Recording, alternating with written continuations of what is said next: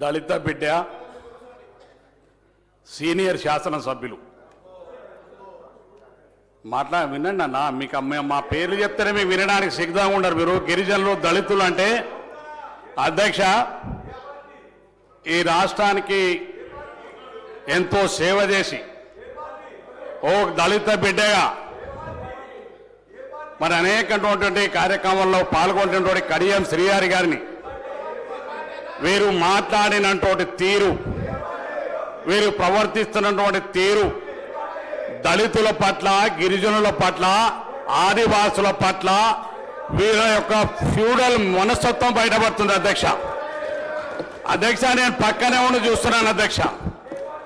నేను పేరు తీసుకుంటే బాగుంటుంది సభా సంప్రదాయం ప్రకారం కాబట్టి తీసుకోవట్లేదు అధ్యక్ష.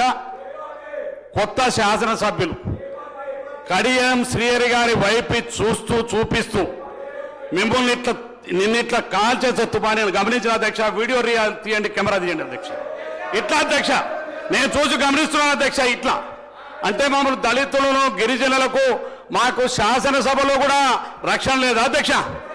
మమ్మల్ని చట్ట ప్రకారం ఇక్కడ వచ్చినటువంటి మా పట్ల వీళ్ళ దాడులు ఇంకా ఇక్కడ కూడా మమ్మల్ని దాడి చేసి చంపుతామనేటువంటి బెదిరింపు ప్రవర్తన ఈ సభా సాంప్రదాయం రాష్ట్ర ప్రజలంతా చూస్తున్నారు అధ్యక్ష. ముందుగా దళితులు, గిరిజనుల పట్ల వీరు ప్రవర్తిస్తున్న తీరుకు హరీష్ రావు గారు, కేటీఆర్ గారు ముందు క్షమాపణ చెప్పాలని డిమాండ్ చేస్తున్నారు అధ్యక్ష. దళితుల, గిరిజనులు అంటే మీకు అంత చిన్న చూప అధ్యక్ష ఇవాళ. అందుకే అధ్యక్ష మేము కోరుతా ఉన్నాం, ఇలా మేము క్రూర మృగాల మధ్య మట్టిలో పెరిగినటువంటి అడవి బిడ్డలం అధ్యక్ష. మేము యుద్ధం చేస్తే మీరు తట్టుకోలేరు అధ్యక్ష.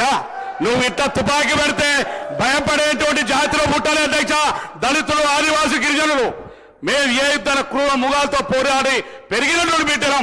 నువ్వు ఇక్కడ భయపెడితే బయట ఆడబడ్డానికి సిద్ధం. మమ్మల్ని ప్రజలు గౌరవిస్తే చట్టసభలో వచ్చినాం, ప్రజల గొంతుగా ఇక్కడ ఉన్నాం, ప్రజా సమస్యలు పరిష్కరించడానికి ఉన్నాం. ఒక్క దళిత బిడ్డ సీనియర్ శాసనసభ్యులు, అనుభవం ఉన్న సభ్యులు వారు సలహాలు ఇస్తే ఆనాడు డిప్యూటీ సీఎం గారు బడ్జెట్ ప్రవేశపెడితే ఎగతాళి చేసి బయటకు వెళ్ళిపోతారు అధ్యక్ష. వీళ్ళు వారు సిఎల్పిగా లీడర్గా ఉంటే దళిత బిడ్డ ఆనాడు వారిని సిఎల్పి లీడర్ నుంచి ప్రతిపక్ష నాయకుడిని చేయకుండా ఉండనీయకుండా చేసింది వీళ్ళ అధ్యక్ష. అంటే వీళ్లకు దళితులు, గిరిజనులు, ఆదివాసులు మేము ఉన్నత స్థానాల్లో ఉండవద్దు అధ్యక్ష. మేము అంటే అంత అసహ్యంగా ఉండే అధ్యక్ష వాళ్ళకు. అందుకే అధ్యక్ష ఈ రాష్ట్రంలో ఉన్నటువంటి బీఆర్ఎస్ పార్టీ నాయకులు కానీ, ఇక్కడ ఉన్నటువంటి వాళ్ళు కానీ మీరు క్షమాపణ, బేషరతుగా క్షమాపణ శ్రీహరి గారికి చెప్పాలని చెప్పి తమ ద్వారా సభకు డిమాండ్ చేస్తా ఉన్నారు అధ్యక్ష. మందుల శామ్యుల్ గారు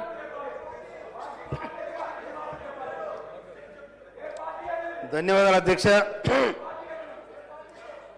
కేటీఆర్ గారు మీకు హరీష్ రావుతో పొలిటికల్ ప్రమాదం గుర్తుపెట్టుకోరు. ఎందుకంటే నీ చెల్లె ఒక వికెట్ ఎగిరిపోయింది, నీ పని బట్టే ఖాయం. ఎందుకంటే మీరు పోటీపడి దోసుకున్న రాష్ట్రాన్ని. మీ అందరికంటే ఎక్కువ హరీష్ రావు దగ్గరనే పైసలు ఉన్నాయి, అందరికంటే ఎక్కువ హరీష్ రావు దగ్గరనే పైసలు ఉన్నాయి. ఇక్కడ ఉన్న ఎమ్మెల్యేలు కేటీఆర్ గారు మీ మాట ఎవరు ఇడరో చెప్పండి. ఆడ ఉన్న ఎమ్మెల్యేలు ఎవరెవరు మీ మాట ఇడరో చెప్పండి. హరీష్ రావు మాట వింటారు. రేపు నేను ముంచేది ఖాయం, గుర్తుపెట్టుకోండి. ఎందుకంటే 2001 నుంచి చూస్తున్నాను.